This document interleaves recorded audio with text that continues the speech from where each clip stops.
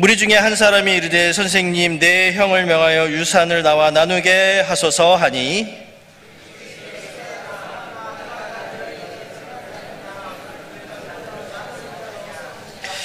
그들에게 이르시되 삼가 모든 탐심을 물리치라 사람의 생명이 그 소유에 넉넉한 데 있지 아니하니라 하시고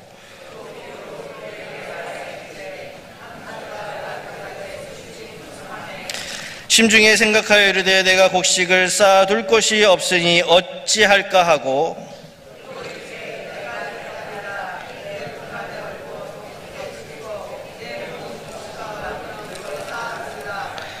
또 내가 내 영혼에 이르되 영혼아 여러 해 쓸 물건을 많이 쌓아두었으니 평안히 쉬고 먹고 마시고 즐거워하자 하리라 하되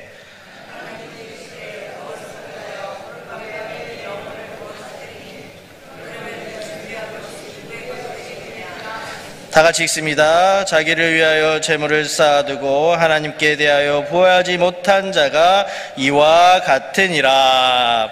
아멘. 할렐루야. 오늘 저녁 예배 나오신 여러분들에게 하나님의 은혜가 충만하시기를 주님의 이름으로 축복합니다. 요즘 우리 한국 프로야구가 아주 인기가 대단합니다. 어제도 뉴스를 보니까 프로야구 관중이 벌써 1000만이 넘었다는 그런 뉴스를 보았습니다. 그래서 모든 야구나 축구나 모든 경기의 선수들은요 이기려고 합니다. 이기려고 경기하고 이겨야 좋은 성적을 거두고 또 이겨야 부두 따라오고 이런 것처럼 선수들은요 열심을 다해서 경기를 합니다. 그런데 경기에 보면 선수만 있는 것이 아닙니다. 꼭 심판이 있습니다. 야구에도 심판이 있고 축구에도 심판이 있고 모든 경기에는 심판이 있는데 이 심판이 사람이기 때문에 오심을 할 수가 있습니다. 그런데 이 오심 때문에 경기가 판가름이 나고 그래서 오심 때문에 억울하게 경기를 내어주는 경우가 굉장히 많았습니다. 그런데 요즘은 어떻습니까? 요즘은요 뭔가 심판이 오심이 딱 생기면 감독이나 선수가 이런 표시를 합니다. 이런 표시. 뭔지 아시죠? 비디오 판독을 하겠다는 거예요. 그래서 경기장에는 여러 카메라가 있어서 그 경기를 다 찍습니다. 그래서 나중에 그 오심이다 이렇게 의혹이 들면 비디오 판독을 해서 정확한 판결을 내립니다. 그래서 선수들이 열심히 노력한 결과 억울함이 없게 하기 위해서 이 비디오 판독을 도입하게 됩니다. 그래서 모든 스포츠에 이 비디오 판독이 있는 것을 우리가 보게 됩니다. 오늘도 어떤 형제가 유산을 가지고 다툼이 있었습니다. 그래서 예수님께 찾아와서 우리의 재판장이 되어 주십시오 라고 이렇게 부탁을 했습니다. 그런데 예수님은 이들의 부탁을 정중하게 거절하셨습니다. 왜냐하면 예수님께서 이 형제의 집안 싸움에 끼어들어서 재산이나 나누는 역할은 하지 않겠다는 것입니다. 그리고 예수님이 이들의 부탁을 거절하신 이유는 바로 이들이 재산 때문에 싸우는 것을 보면서 인간의 탐욕을 보셨기 때문입니다. 누가 옳은지 중재해봤자 누구의 탐욕이 더 옳은가를 판결하는 것밖에 되지 않기 때문에 예수님께서는 이들의 재판장이 되기를 원하지 않으셨습니다. 그러면서 예수님은 형제들이 재산을 가지고 싸우는 것을 보면서 두 가지 진리를 깨우쳐 주십니다.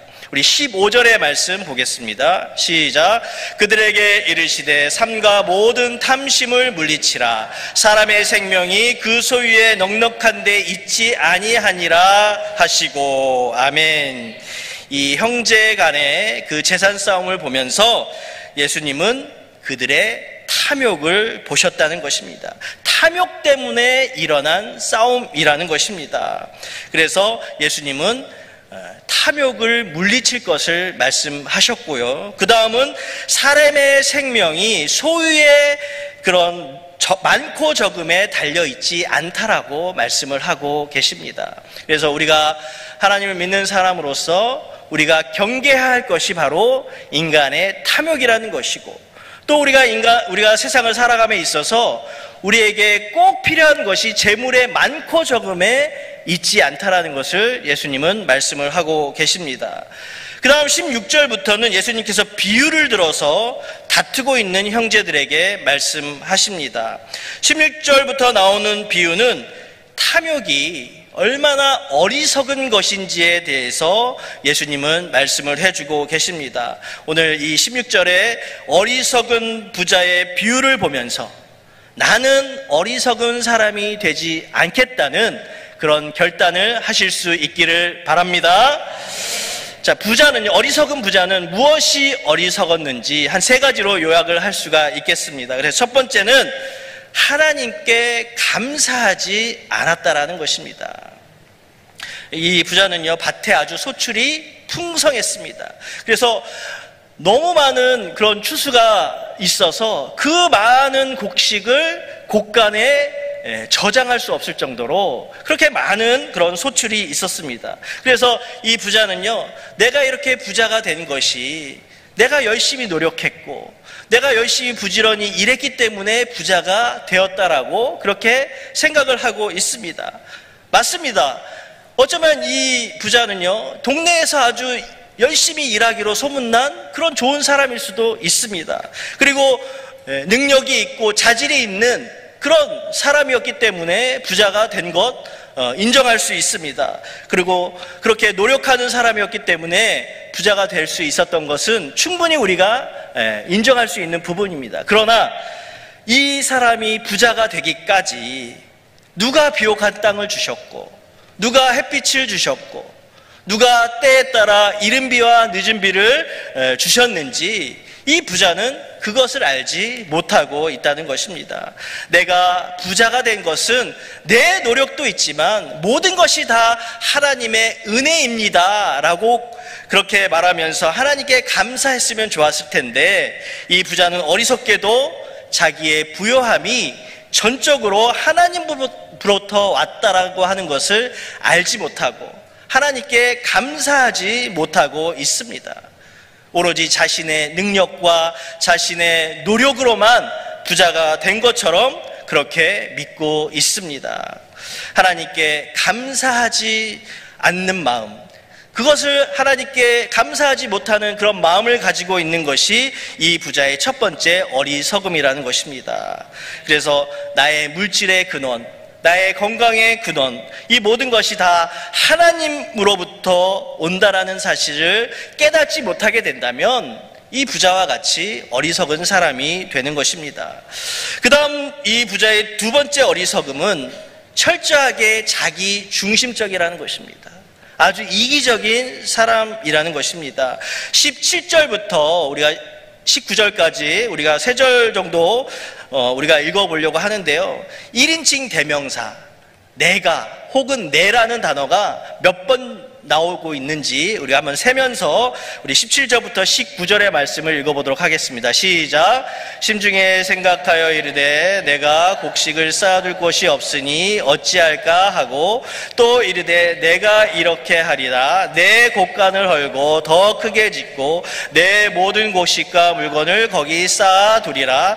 또 내가 내 영혼에게 이르되 영혼아 여러 해 쓸 물건을 많이 쌓아두었으니 평안히 쉬고 먹고 마시고 즐거워하자 하리라 하되. 아멘. 아멘. 이건 아멘 하면 안 되는데요. 지금 이게 좋은 말이 아니기 때문에 아멘 하면 안 됩니다. 여러분, 내가 혹은 내라는 단어가 3절에서 총 몇 번 나오는지 세 보셨습니까? 6번입니다. 6번. 이 부자는요, 많은 곡식과 많은 물건들을 가지고 있었습니다. 그래서 이 많은 곡식과 물건을 쌓아둘 공간이 부족했습니다. 그래서 더 크게 곡간을 지어서 많은 물건을 쌓아두고 많은 곡식을 쌓아두고 여러 해 동안 그렇게 그 쌓아둔 물건을 쓰면서 먹고 마시면서 즐거워하자라고 그렇게 이야기하고 있습니다. 이 부자는요, 다른 사람은 조금도 생각하지 않고 자기에게만 집중되어 있고 자기에게만 그렇게 자기를 칭찬하면서 자아도취에 빠져서 그렇게 혼자 즐거워하고 있습니다. 다른 사람은 생각하지 않는, 다른 사람에 대해서는 전혀 관심이 없는 그런 어리석은 모습을 보여주고 있습니다. 그래서 이 부자가 어리석은 것은 내 주변에 어렵고 힘든 사람에 대해서는 눈과 귀를 닫고 있는 것이 이 부자의 어리석음이라고 하는 것입니다. 오로지 자기에게만 관심이 있고 자기가 먹고 즐기고 그렇게 자기를 위해서 살아가는 그런 모습이 너무나도 어리석은 모습이라고 하는 것입니다. 여러분, 로마 속담에 돈이란 바닷물과 같다. 마시면 마실수록 더 갈증을 느끼게 되어 있다라는 속담이 있습니다. 여러분, 돈은 좋은 것입니다.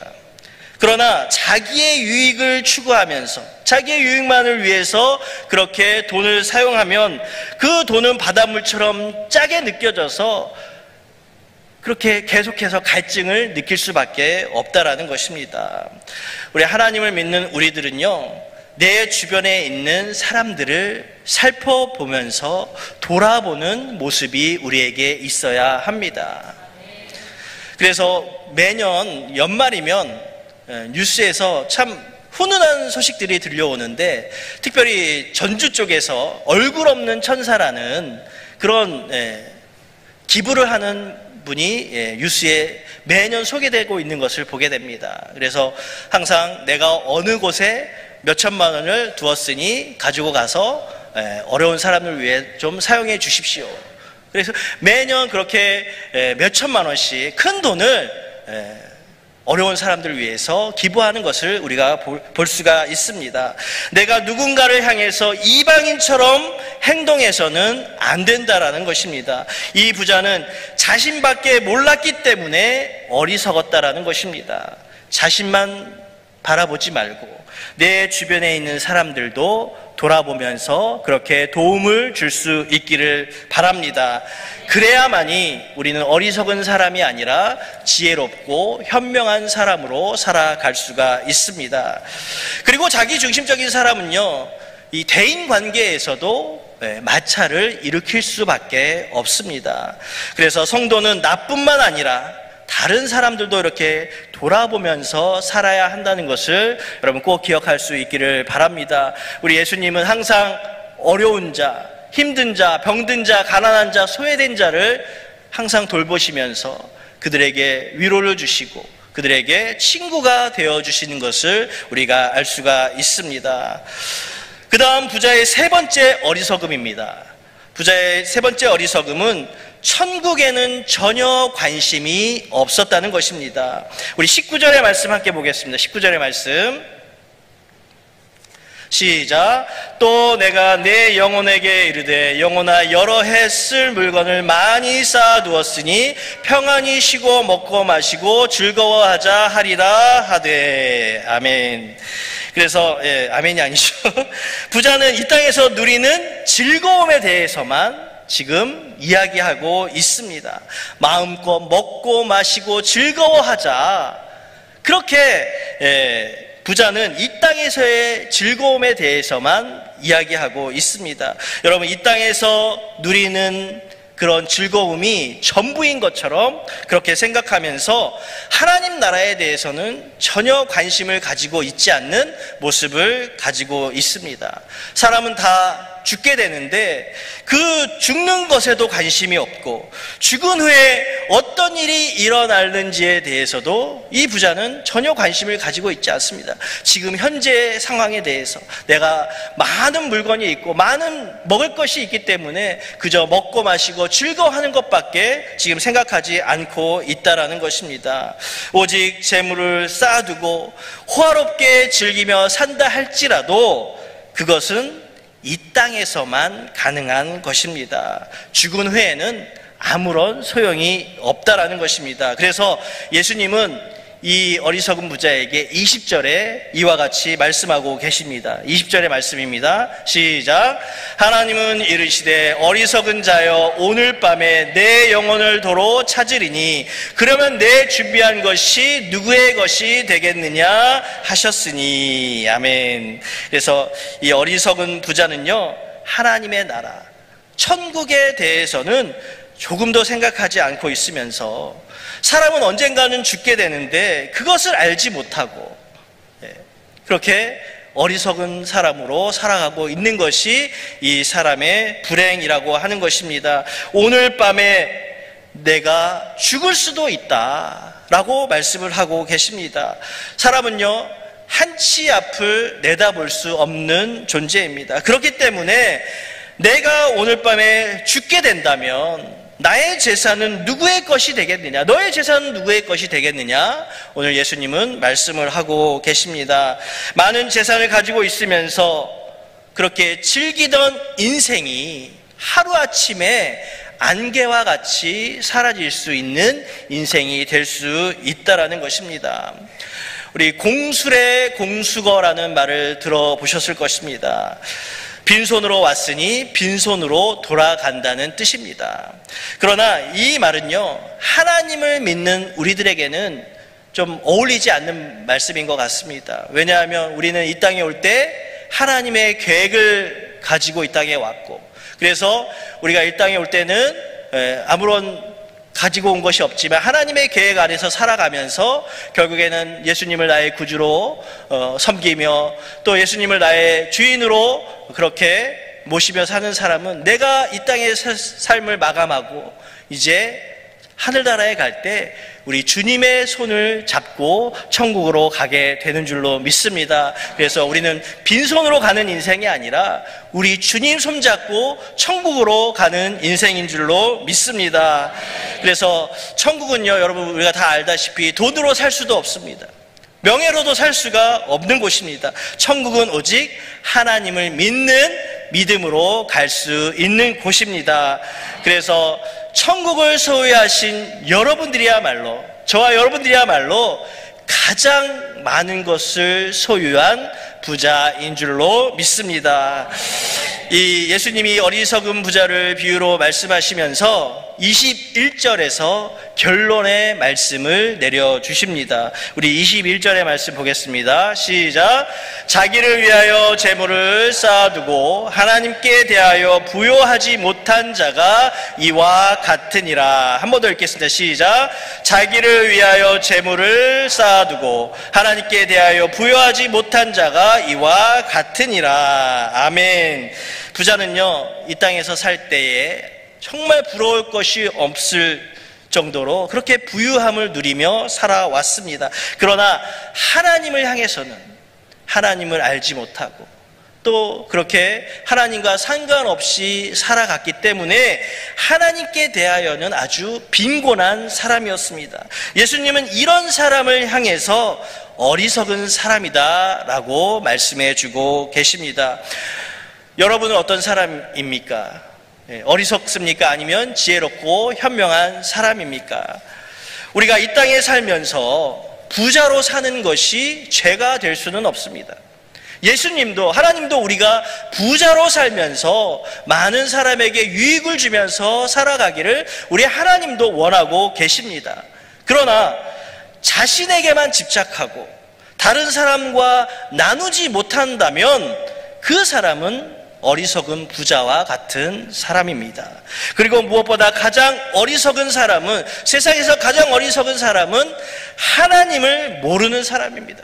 하나님을 인정하지 않고 하나님을 거부하고 그렇게 살아가는 사람이 세상에서 가장 어리석은 사람이라는 것입니다. 그러면서 물질에 집착하고 물질 만능주의로 살아가려고 하는 사람이 바로 어리석은 사람이 되는 것입니다. 그러나 이 땅에 살면서 내가 가난할지라도 물질이 없을지라도 하나님을 경외하는 사람은 이 땅에서 가장 지혜로운 사람이 되는 것입니다. 우리가 살아가면서 정말 죄짓지 않으려고 노력하고 또 악을 멀리하려고 그렇게 생활하는 사람이 하나님께 대하여는 부요한 사람입니다. 사람마다 가지고 있는 것이 다 다릅니다. 어떤 사람은 물질을 많이 가지고 있는 사람이 있고요. 어떤 사람은 남이 가지고 있지 않은 재능을 가지고 있는 사람도 있습니다. 또 어떤 사람은 누군가를 도와주고 섬기는 것을 잘하는 사람도 있습니다. 사람마다 다 가지고 있는 것이 다 다르지만 중요한 것은 내가 가지고 있는 그런 좋은 것으로 그것을 누구와 함께 나누며 사용하고 있느냐가 중요한 것입니다. 그래서 그렇게 나누며 사는 사람, 도움을 주며 사는 사람을 하나님은 기쁘게 보시고 그 사람에게 복의 복을 더하여 주실 줄로 믿습니다. 말씀을 맺겠습니다. 우리는요, 항상 하나님께 감사하는 마음을 가지고 살아가야 합니다. 그 다음은 자기 중심적이고 이기적인 모습을 버리고 내 주변에 있는 사람들을 살펴보면서 그 사람들에게 도움을 주는 사람이 되어야 합니다. 그래서 영적으로나 육적으로 도움을 주는 그런 사람이 되어야 합니다. 그리고 항상 천국 신앙을 가지고 살면서 하나님을 바라보며 하나님께 대하여는 부요한 사람으로 살아가는 사람이 되어야 합니다. 그렇게 하나님께 대하여 부요한 사람으로 살아갈 때, 말씀을 지키며 말씀에 순종하는 사람으로 살아갈 때 우리는 이 땅에서 부요한 사람으로 하나님께 칭찬과 은혜와 복을 받는 사람이 다 되시기를 주님의 이름으로 축원드립니다. 기도하겠습니다.